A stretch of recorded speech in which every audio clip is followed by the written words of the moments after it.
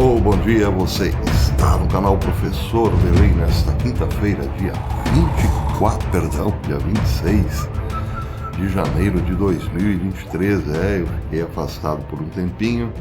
Problemas nas vistas. Vocês sabem, eu tenho glaucoma e de quando em quando preciso ficar longe dessas telas altamente iluminadas, por assim dizer. Por falar em telas altamente iluminadas, dia desses, há 2 ou 3 dias, eu entrei na Cracolândia virtual e fiz lá um tweet isentando as forças militares daquilo que elas são altamente acusadas hoje de terem abandonado o país. Eu, claro, levei muita pedrada, mas muita gente me pediu: professor, explica essa história. Como assim? Os militares não têm culpa? Bem, o problema de toda essa história em relação aos militares ou às Forças Armadas é a inevitável comparação que se faz entre o momento presente e os idos de 1964. Naquela ocasião, os militares, sim, deram aquilo que a esquerda chama de golpe e a direita chama de contragolpe. E, claro, criou-se a partir dali um Estado diferente, que uns chamam de ditadura e outros chamam de... Não foi bem uma ditadura. Seja como for, os militares assumiram o poder em 64 e ficaram até 1985 no poder. Bem, por que essa comparação é inevitável? Porque em 1963 havia, claro, a perspectiva de que o Brasil se tornasse uma Cuba de então, ou uma Venezuela de agora. E aí a sociedade civil organizada, as senhoras de Santana, a OAB, a CNBB, pasmem, enfim, professores, magistrados, padres, bispos, advogados, enfim, a sociedade civil como um todo disse: não queremos que o Brasil se torne comunista. Mas hoje a história é bastante diferente. A sociedade civil organizada está de boa com tudo o que tem acontecido. Daí porque começam as grandes dificuldades em comparar um período histórico com outro. Principalmente porque o outro está sendo vivido agora. Mas o fato é o seguinte: eu disse sim, os militares de agora são inocentes. Inocentes do quê? De não serem os militares de 64. Os militares de 64 não abandonaram o país, como muitos falam. É verdade. Eles não só não abandonaram o país, como governaram o país por um longo período. Mas os de hoje também não abandonaram o país. O problema é que eles seguiram dentro da Constituição, das 4 linhas da Constituição. E é isso que tem causado muita confusão. Seja como for, eu fiz um apanhadinho aqui, meio que aleatório, para mostrar a diferença entre 64 e 2023. E ela é gritante. Claro que eu não pretendo esgotar o assunto, eu não seria louco. Eu precisaria reunir aqui professores e mais professores, historiadores, pesquisadores, analistas políticos para esgotar o assunto, e isso levaria anos. Não é isso, claro, que você quer saber agora. Então, esse apanhadinho serve apenas para justificar o porquê eu estou dizendo que os militares não têm culpa, não. Presta atenção. Um texto publicado há 7 anos atrás no site Jus Brasil, assinado por Guilherme Lucas Tonaco Carvalho, faz uma longa análise da situação em 64. O texto é longo, mas lá pelas tantas, ele diz o seguinte: presta atenção. Bem antes de 1964, seguindo a cartilha da Guerra Revolucionária, militantes comunistas infiltrados nos mais altos ou nos mais diversos setores produziram o caos no país. Técnicas maquiavélicas de dividir o povo para tomar o poder e a técnica do quanto pior melhor eram aplicadas no Brasil. Isso também é comprovado por outros estudos, principalmente do FAPESP Pesquisa, que eu farei alusão logo mais. As greves políticas paralisavam tudo: transportes, escolas, bancos, hospitais, faculdades. O que não vemos agora, né? Está tudo funcionando. Em 64, 63, a partir de 63 era diferente. Tudo estava meio paralisadão. Perceberam a diferença? É gritante. As greves políticas paralisavam tudo: transportes, escolas, bancos, hospitais, faculdades. O povo enfrentava filas enormes para a compra de alimentos. Está acontecendo isso agora? Não, é só ir ali no mercado e comprar uns ovos, não é mesmo? Na época era bem diferente. O governo apoiava e incentivava a indisciplina nas Forças Armadas. O governo João Goulart, pressionado por comunistas, queria implantar as denominadas reformas de base no país, sem consultar e sem serem aprovadas pelo Congresso Nacional. Foi cogitado pelo governo Jango fechar o Congresso Nacional. Alguém cogitou isso por enquanto aqui? Não, ainda não. Nem no governo que deixou o posto, nem no que assumiu. Mas na época, sim, o presidente Jango, comunista de carteirinha, disse: eu vou fechar essa bagaça. A sociedade civil, claro, estava em palpos de aranha, como se diz, com os pelinhos, los pelos de punta, como dizem os espanhóis. Voltando aqui, foi cogitado pelo governo Jango fechar o Congresso Nacional por meio de força e com o apoio dos militares denominados pelos comunistas como legalistas. Os principais jornais eram diariamente unânimes em condenar o governo de Jango e pediam sua renúncia para salvar a democracia. Alguns jornalistas, como Carlos Lacerda, combatiam duramente o governo João Goulart. Muitos governadores de estados também combatiam o governo de Jango. Aconteceu isso de janeiro para cá. Reunião de governadores para combater o governo Lula? Não. Situações muito diferentes, não é mesmo? Pois é. A imensa maioria do povo brasileiro apelava desesperadamente para que os militares fizessem uma intervenção e evitassem que o Brasil se tornasse mais um país comunista.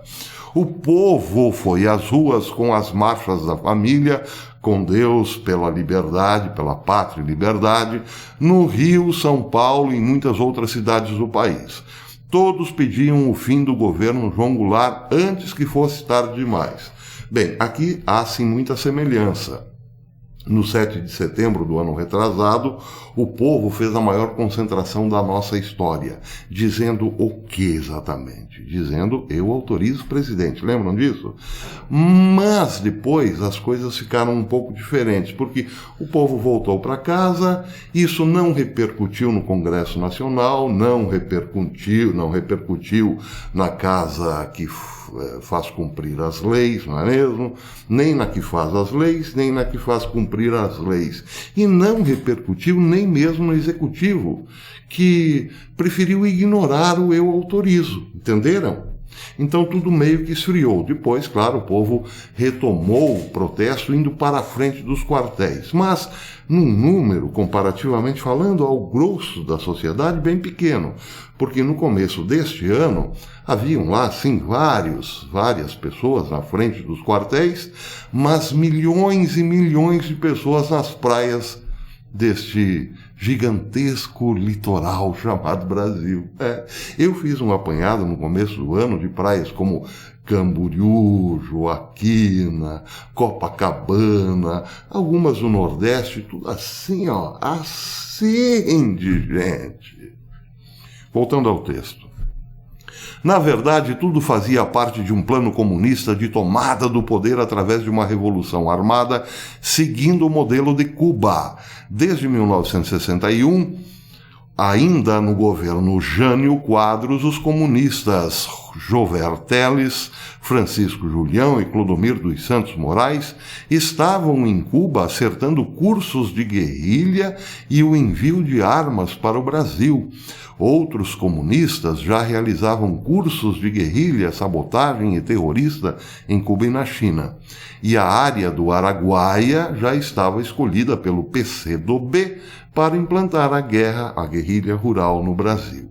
Essas informações, fatos e evidências começaram a se tornar claras para as Forças Armadas, como, por exemplo, a prisão em 4 de dezembro de 62, ainda no governo João Goulart, de militantes comunistas brasileiros que já estavam em treinamento em campos de guerrilha em Dianópolis, Goiás.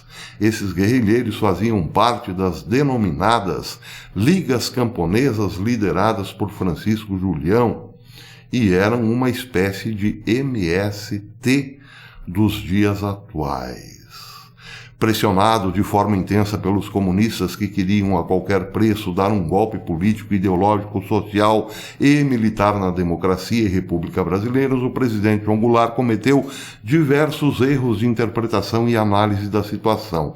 Num fatídico discurso no centro do Brasil, no Rio de Janeiro, no dia 13 de março, deixou mais que evidente que apoiava o golpe comunista que estava sendo implantado e organizado para a tomada do poder no Brasil.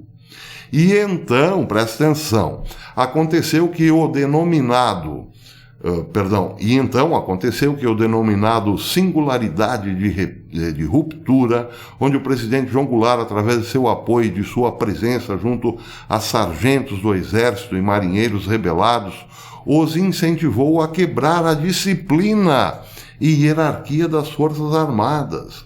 Os militares brasileiros que tinham sido formados, tinham sua formação militar dentro de um alinhamento geopolítico, ideológico, filosófico e até mesmo religioso, principalmente cristão, de um mundo ocidental que acabava de dar seu suor e sangue na luta contra as ditaduras na Europa, contra a Alemanha e Itália na época, e que acompanhavam e sabiam o que eram as ditaduras assassinas, materialistas e comunistas implantadas nos países europeus e em Cuba, não vacilaram e, através da comunicação e entrosamento, através dos diversos comandos militares espalhados no país, decidiram que era hora de dar um basta à situação caótica que o Brasil se encontrava.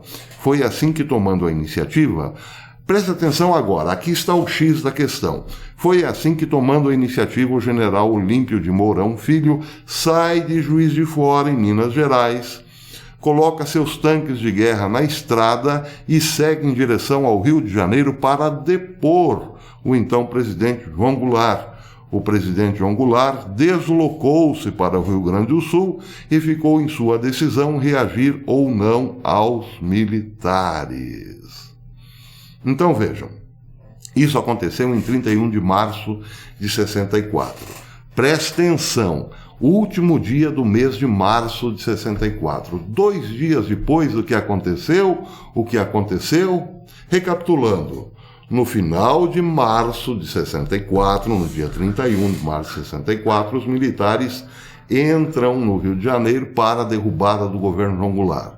João Goulart raspa fora, né? Casca fora para o Rio Grande do Sul e fica lá, de boa, esperando alguma reação da sua própria militância. O que vamos fazer? Vamos combater? Vamos entrar para porrada? Não se sabia ainda o que faria João Goulart. Sabia-se apenas que ele continuava presidente, só que não mais no Rio de Janeiro, na capital federal, e sim lá no Rio Grande do Sul. Entenderam, né? Pois é. Agora vamos partir para outro site, um site de pesquisa da FAPESP, cujo estudo reuniu aí centenas de estudiosos sobre o assunto. A pesquisa FAPESP diz o seguinte lá pelas tantas em seu longo estudo. Presta atenção. O Congresso Nacional, no dia 2 de abril, sendo presidido por Moura Andrade, declarou, na madrugada do dia 2 de abril, a vacância da presidência da República. mesmo encontrando seu presidente constitucional do país, João Goulart, em território nacional, numa tumultuada sessão parlamentar em que se ouvem com clareza os xingamentos dirigidos pelo senador mineiro Tancredo Neves a seu colega paulista e os gritos reiterados de golpista que partem de alguns em outra parte do auditório. Na sequência, se vêem meio confusamente as cusparadas lançadas pelo deputado Roger Ferreira no rosto de Moura Andrade, antes que esse deixe o plenário e se dirija ao Palácio do Planalto para empossar o presidente da Câmara dos Deputados, Ranieri Mazzilli, na presidência da República. Entenderam o que aconteceu 2 dias depois da fuga de João Goulart para o Rio Grande do Sul? O Congresso Nacional declara vaga a presidência da República. Ué, mas o presidente não estava no país? Estava. Ele era presidente? Ainda era. Quem que declarou a sua vacância? O Congresso Nacional. Então vejam, vamos agora fazer uma pequena comparação aqui com o momento presente de 2023. O povo queria que os militares dessem, então, um golpe, por assim dizer. Por que não? Bem, mas como seria isso? Os tanques entrariam lá no Palácio do Planalto, tomariam tudo e o presidente Lula cascaria fora, para o Rio Grande do Sul, suponhamos. E aí o que aconteceria na sequência? Pacheco declararia vaga a presidência da República. Vem cá, será que os militares de hoje poderiam confiar no Pacheco? Poderiam confiar que a sua ação de desmobilização do atual governo seria corroborada pela Casa do Povo? Será que os militares acreditariam nisso? Sendo que a Casa do Povo é presidida hoje pelo Lira, né? E pelo Pacheco. Bem, essa é só uma pergunta, mas vejam que interessante nessa história. Em 64, toda a sociedade, mais grande parte do Congresso Nacional, queria, sim, que o comunismo não fosse implantado. Bem, hoje os representantes do povo não estão nem aí. E aí, pobre dos militares, né? Entrariam com os tanques, vamos dizer assim, lá nos poder tudo, e ficariam a ver navios se dependessem do apoio da sociedade civil, ou melhor, dos nossos representantes, a Casa do Povo. Porque a Casa do Povo, que deveria, em tese, fazer com que tudo se tornasse legal, estaria isentona nessa história. Ou alguém duvida? Você duvida? Você acha mesmo que o Pacheco... Não, os militares têm razão, nós estamos aqui para declarar vaga a presidenta. Outro detalhe importante nessa história. Todo mundo aceitou como um fato comprovado, de boa, este governo atual. O presidente Jair Bolsonaro, na sua última live, reconheceu a vitória de Lula e depois foi para os States. A Casa do Povo, mesma coisa. O STF, mesma coisa. O TSE, mesma coisa. Todo o governo, todo o Estado, por assim dizer, reconheceu a legitimidade desse governo. Por que os militares fariam alguma coisa por conta deles mesmos, já que eles não teriam esse direito segundo a Constituição? Os militares, sim, são o braço do povo. Agora, você já prestou atenção no seguinte? Quem é o representante do povo? Vamos dar um pulinho num troço chamado Constituição.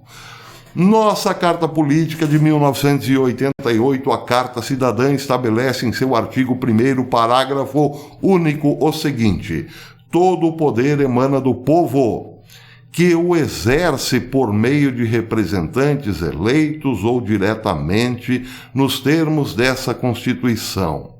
Bem, os representantes do povo estão lá na Casa do Povo. É por isso, por exemplo, que nós votamos no Tiririca, para que ele nos represente. Sim, tinha bastante gente na frente dos quartéis pedindo intervenção militar. Era o seu João, a dona Maria, o seu Carlos, o Leopoldo, enfim, né? Mas eles não são oficialmente os representantes do povo. Eles são o povo que pedem para os seus representantes, então, tomarem uma decisão. Bem, os nossos representantes, gostemos ou não, são pessoas como Romário, como Tiririca, não é mesmo? Como Pacheco, como Lírica. Mas não somos nós, não é o seu João diretamente que vai lá, ô, Força Armada, vem cá, meu filho, vem cá, eu quero que você faça uma intervenção aí. Ah, mas você é quem? Eu sou o Leopoldo. Não, mas eu preciso ouvir o seu representante. Isso tem que ser votado na sua casa, a casa do povo. A casa do povo fez alguma coisa nesse caos? Claro que não. Então por que nós culpamos os militares? Por quê? Todo mundo reconheceu o negócio, a sociedade está funcionando aí, não é mesmo? Não existe anomia, dá para ir comprar um ovo no mercado a qualquer hora, não é mesmo? O país não está parado, as pessoas tudo estão na praia, não é mesmo? E nós aqui nas redes sociais, descendo a ripa nos militares, que são os últimos a serem acusados de alguma coisa. Eu posso estar enganado, mas é dessa forma que eu entendo a situação toda. Agora, para terminar, uma perguntinha básica: a quem interessa colocar na lama a reputação das Forças Armadas? É só uma pergunta. As famílias brasileiras, ao brasileiro honesto, trabalhador, pagador de impostos, não interessa. Porque sem as Forças Armadas, meu filho, é aí que acabou tudo mesmo. Então, fica a pergunta: a quem interessa? Bem, eu posso até voltar eventualmente nesse assunto, mas por enquanto eu acho que eu justifiquei o meu Twitter lá na Cracolândia do Elon Musk. Até depois.